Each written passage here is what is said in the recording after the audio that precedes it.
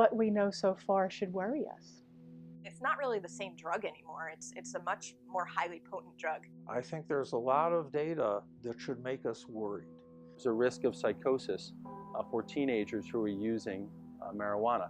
The THC content has gone up considerably. So it's not the same cannabis that your parents smoked. The perception that marijuana is dangerous has gone down. Over 100,000 people per year seek treatment for marijuana addiction in the United States. When smoking marijuana activates a psychosis, it may or may not be reversible. I never thought marijuana could be harmful until my son's marijuana habit grew into addiction, and eventually he had a psychotic break. There's a very strong association between smoking cannabis and the development of psychosis and schizophrenia. I see clients all the time who come in who are hearing voices, seeing things that other people don't see, hearing commands, and it oftentimes presents like schizophrenia, but actually is just the result of smoking marijuana. In those that have a family history of psychotic disorder or bipolar disorder, some of the more biologically loaded mental illnesses, they can develop a psychotic illness that doesn't subside even when they stop using marijuana. Most of our kids coming in suffer from a marijuana use disorder. I first started smoking weed when I was 11.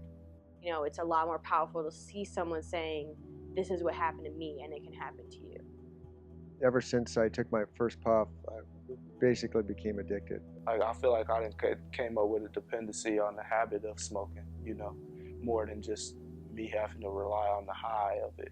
It has been a struggle maintaining my job while I've tried to maintain some sanity in my life because of the destruction that my son's addiction has caused our family. Kids will admit that they go through physical withdrawal symptoms when they give up marijuana. We did not have this 10 years ago. I was this really, really driven person in high school, and that was all gone. And all those years are gone. And I haven't gotten it back. We do education in our colleges and education in our high schools to teach people to drink responsibly.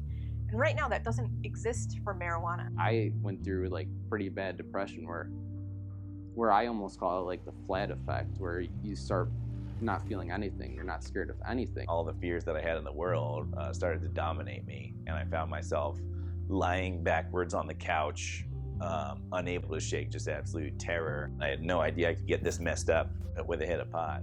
My concern is always that until the brain is mature, until you're 25 years old, you do not want to be rearranging your neuronal network. Are students taught the potential dangers of marijuana use? I don't believe so. I think that it comes back to this cultural acceptance where it's viewed as it's just pot. We said to the counselor, but it's just marijuana.